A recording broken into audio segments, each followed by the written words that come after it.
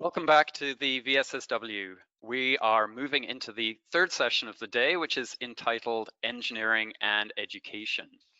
This session is sponsored by TEC, and TEC is a diversified natural resource company who are a great contributor to the Elk Valley community and to the avalanche safety world. We're going to see a short video by TEC.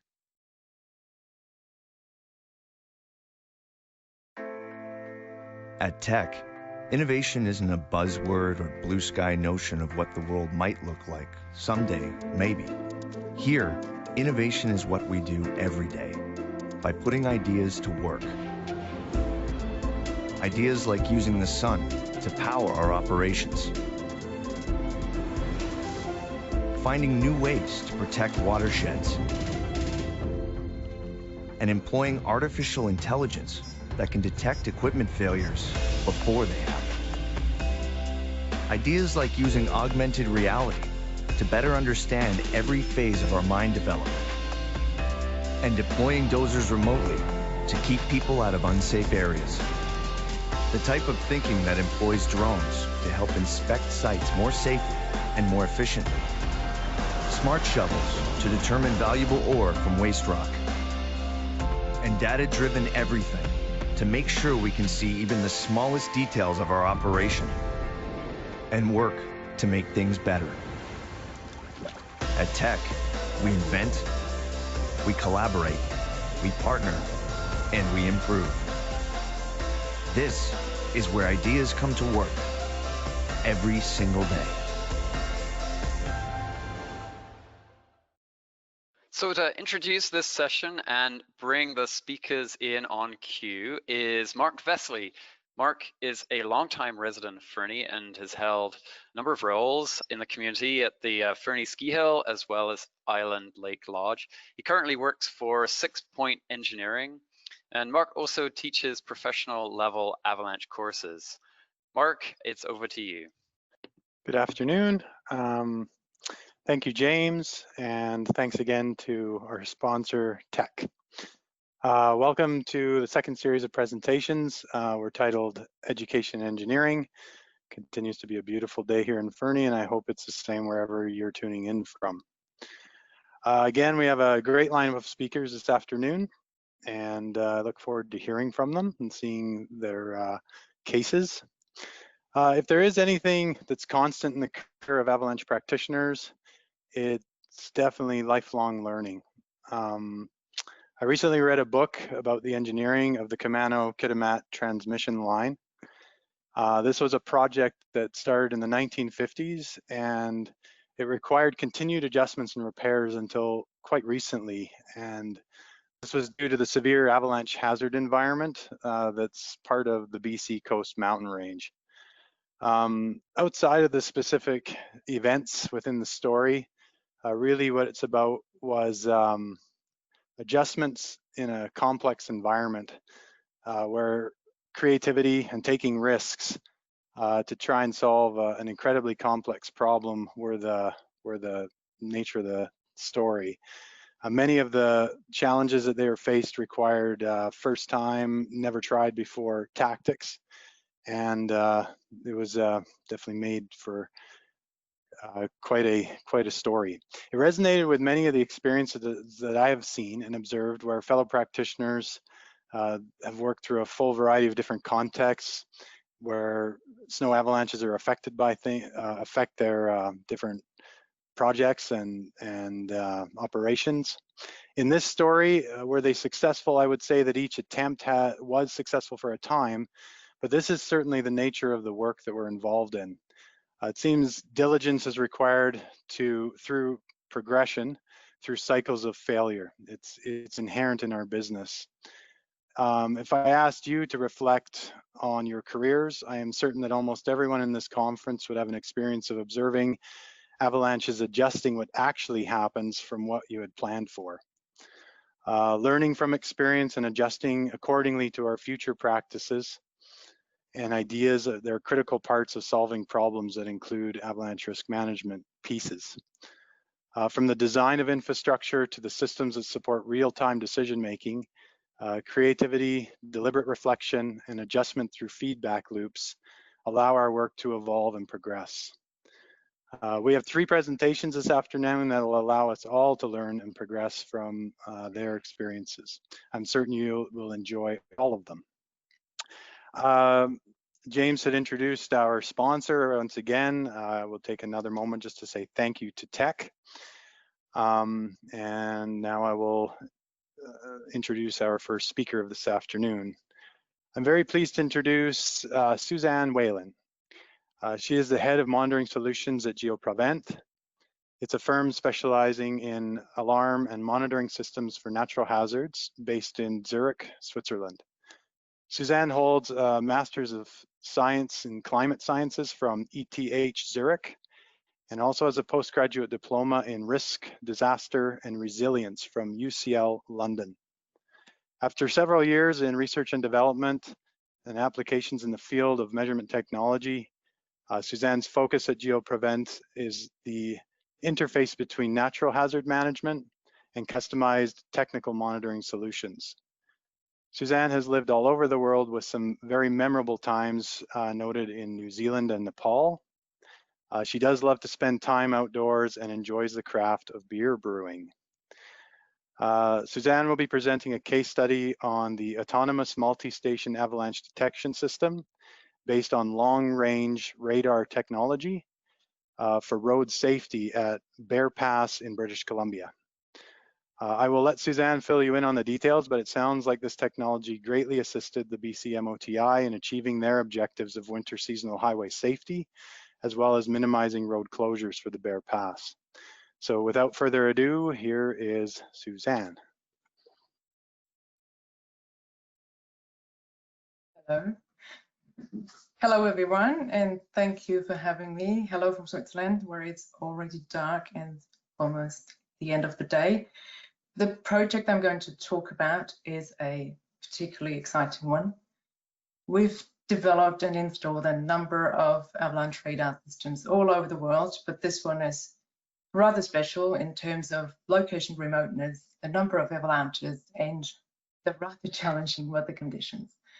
I'd like to say thank you to all the project partners that contributed to the success of this project.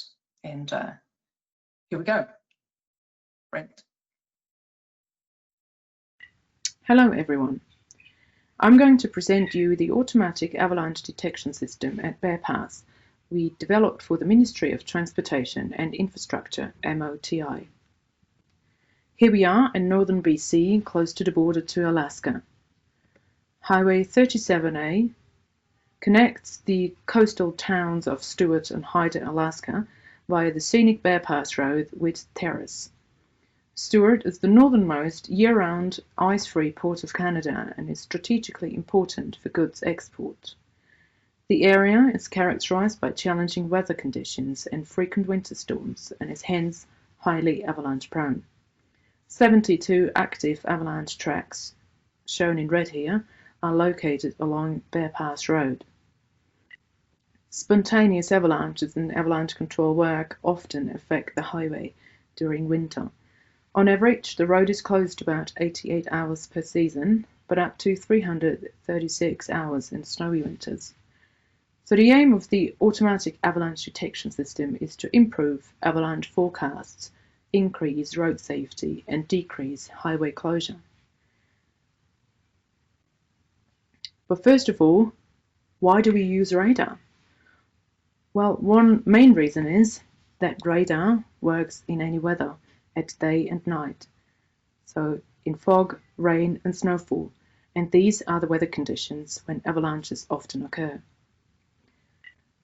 Our avalanche radar systems consist of long-range wide-angle Doppler radars that further allow for real-time measurements, which is important for road closures, and can cover large areas at safe distance. So we can cover several avalanche tracks at once, and there's no need to install instrumentation in the hazard zone. Here are the 2 regions of interest and the according radar locations, and on the right-hand side is a list of the requirements, or at least some of them. First of all, there is no power available. There's little sunshine for solar panels. Actually, the George Copper site is in the shade of the mountain for several months. There's no communication available. There's no mobile phone network, and both stations have no direct line of sight to Stewart. Then the area sees up to 3.5 meters of snow or even more, and is characterized by harsh weather conditions. Plus, the sites can only be accessed by helicopter. For communication, we set up a radio link station on Mount Johnson. Both radar stations communicate via Mount Johnson with the MOTI office in Stewart, where we have an internet connection. Data transmission and remote system monitoring by us takes place via 2 different communication channels for redundancy reasons. Now, station design was quite challenging considering the list of requirements I've shown you before. For reliable autonomous operation, we use a combination of fuel cell technology and solar panels. The solar panels supply the station with electricity in good weather, whereas the fuel cell takes over the rest, which is in this case a considerable amount of time. We developed an energy-efficient concept and built in according components. The design is robust in terms of wind and snow load, low temperatures and vibration that could cause interferences with the radar measurements. We also integrated conduits to manage inlet and exhaust air for the fuel cell, as well as the generated water. And then we installed the system in not very pleasant weather conditions last year in November. It was pretty wet with temperatures around the freezing level. But our installation team did a fantastic job and managed to get everything up and running within the few good weather windows they had. And this is what the radar stations look like. This is the one at George Copper. On top of the mast, we can see the avalanche radar with the anti-snow system. The anti-snow system takes care of a snow-free radar head and ensures that the radar can detect events reliably even during snowstorms. Below we see the high-resolution camera for regular status images and automatically triggered event images. Then there is the wall of solar panels that work in combination with the fuel cell, which is located in the control cabinet together with the tanks.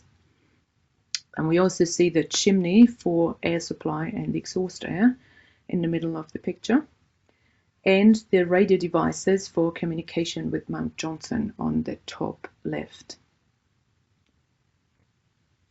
And this is the Little Bear station, which looks very similar, only with small adjustments because of the site orientation. And this is probably one of the few pictures where the installation team could actually see the mountain behind them because the weather was so poor. Let's look at some data. Here is a detection example of a helicopter triggered event at the beginning of this year at George Copper. This slide shows the Geoproment online data portal where all the detection data and images are uploaded to from the Stewart office. Authorized users can access all data via PC, tablet or smartphone at any time. Plus, each avalanche detection triggers a post-event text message for those who wish to receive a lot of text messages. On the left-hand side, we can see a list of events, and on the right-hand side, we can see the details of a selected event, such as the time, duration, front speed, size, as well as a series of event images. And here is this event image in full size. And here is an example of little bears, and I think this is actually one of the few examples we have with good visibility. Again, on the left-hand side, the detection event list, and on the right-hand side, the details. And here is the detected event in full size. Talking of visibility, we've done some statistics for the past season and looked at visibility conditions at the time of avalanche detection, among others. In total, the system detected 385 events at Little Bears, and as you can see, most of them in the dark or in poor visibility conditions. So only 2% or 6 events actually occurred in good visibility. And this also clearly shows that radar is definitely the right choice. We also analyzed the avalanche tracks and the frequency the avalanches occurred in these tracks. This is an example for Little Bears. We also compiled these information in an infographic that can be downloaded from our homepage very soon if you're interested. And these are the numbers for George Copper, where the system detected the record number of 722 events in the first season. But we need to mention here that there is a hanging glacier in one of the tracks, and ice falls from this hanging glacier produce a good share of the events. But again, almost 90% of the events occurred in bad weather or in the dark, and it would be very difficult without radar to reliably detect these events. And this is the avalanche track image for the George Copper site. The track named George Copper is the previously mentioned one beneath the hanging glacier that accounts for more than 50% of all events.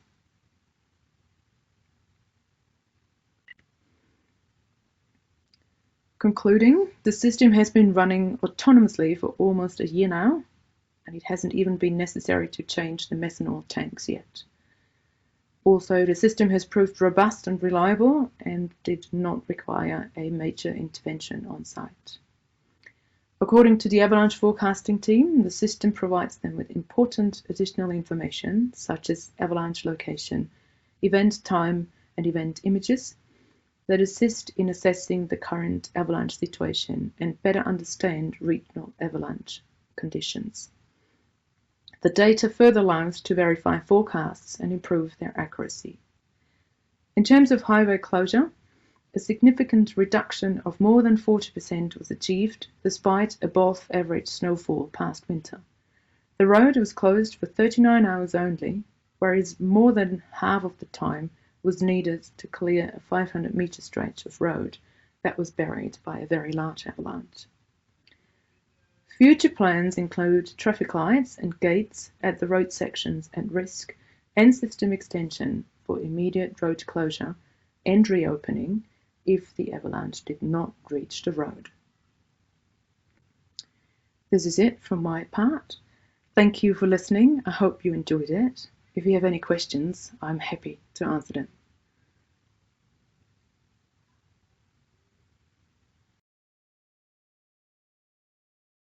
Thank you, Suzanne. That was a great presentation.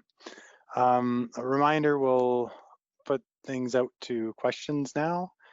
Please use your raise your hand function, and you'll be put into queue, and then as it goes through the order, our technician will connect you with our speaker, and we can get some questions. Do we have any questions so far? Yes, we have a question from the floor from Zach Keskinen. Go ahead, Zach. Hello, Suzanne. Thank you for that presentation. I was wondering, is this synthetic aperture radar that you're using? I didn't see any movement. So is there a reason why you wouldn't use SAR for this application? Yeah. So this is a Doppler radar I mentioned in the beginning. Ah, okay. Thank you. And then I was also wondering, what have you had any issues with false alarms from heavy snowfall or anything like that? wind? Not with heavy snowfall, but with rain fronts coming in from the different angle than an avalanche would. But at Little Bears, I think 1 in 385, and at George Copper, a few, 5 maybe, but very few. And we can, well, this is what we're working on right now to improve our algorithms to detect false alarms of this case. But it's sometimes difficult if we have very similar looking rain fronts coming in. But you said you only had a few false alarms for the entire season? Yeah. Cool, awesome, thank you. Do we have any other questions, Brent? Yes, we have a couple more here in the queue. The next one is from Marika Fiducia. Go ahead, Marika. Hi. Yeah, so I was just wondering, is the cameras on the station, is that going continuously, or does that get triggered when the radar detects something, and that's how you've gotten those pictures of the avalanche events? Both. So first of all, the camera takes automatically pictures at certain times of the day. So as soon as it gets bright, it takes the first picture, and then every hour approximately. And plus it's triggered by the radar. So it usually sleeps to save energy. But if the radar detects something interesting, then it triggers the camera, it turns it on, and then it takes automatic pictures. Very cool. Okay, thank you. Any other questions? Yes, we have a couple more questions. The next question comes from Bill Nally. Go ahead, Bill. Oh, pardon me. Bill just dropped out, so I can't unmute you, Bill. Oh, Bill, you're back. Please quit clicking your buttons. Go ahead, Bill, you're up. You will have to unmute yourself, Bill. There we go. Hi, Suzanne.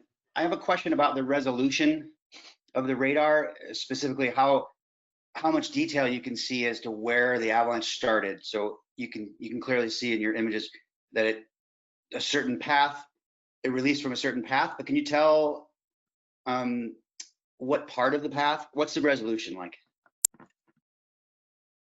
Well, resolution, we can tune it. So usually in the first season, we set the sensitivity of the radar very sensitive, because we don't want to miss any events. And then as we go and as we analyze the data of the season, then we define how we want to set the resolution. Well, I can't give you a number like 10 by 10 meters or something. That's usually not needed in avalanches, but more rockfall. But we can set it very sensitively if it's needed, yeah.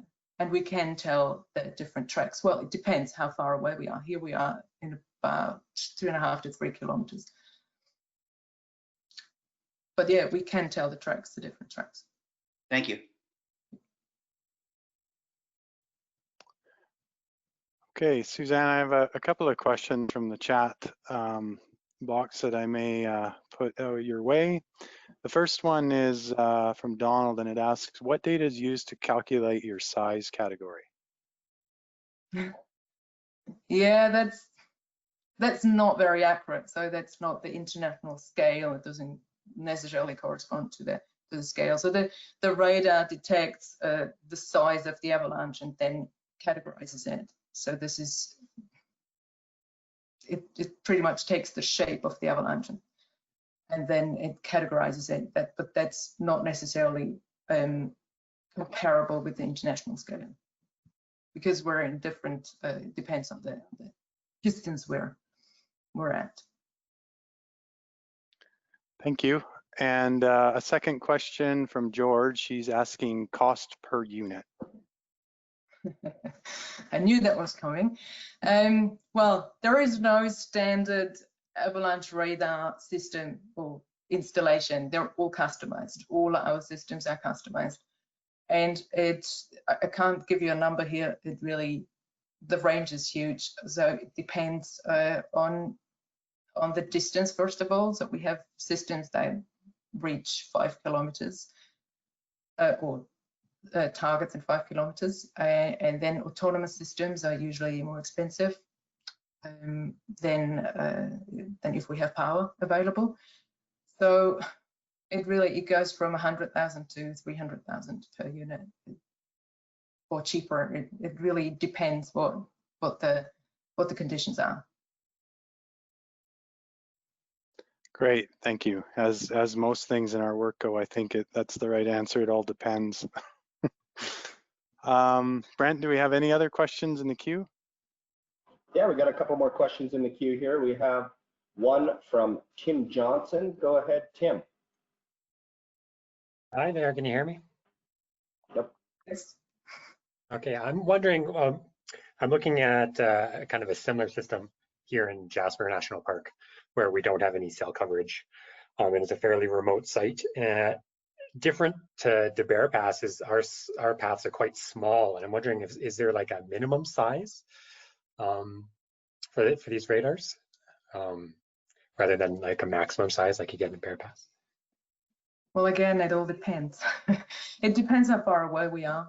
The closer we are, the better the resolution, but the smaller area we can cover. So we would have to look at it in detail. So just get in touch with us. Perfect. Thank you. We're happy to help. We have no more questions from the floor. Okay. Well, I will take a moment to say thank you, Suzanne. It's a really amazing case history. Actually, I think it's an amazing opportunity to actually have a chance to see the environment through a way that technology can support visuals of what is actually going on. I was quite taken by the statistic of how much activity was actually happening in the dark or through periods where the weather was bad. And oftentimes in our work, we're left guessing through those periods, and then we get to see the aftermath. And I'd say in general, I feel like I underestimate the scale of things. So that part of your technology is it's very interesting to me. It's very good. So thank you. Thank you.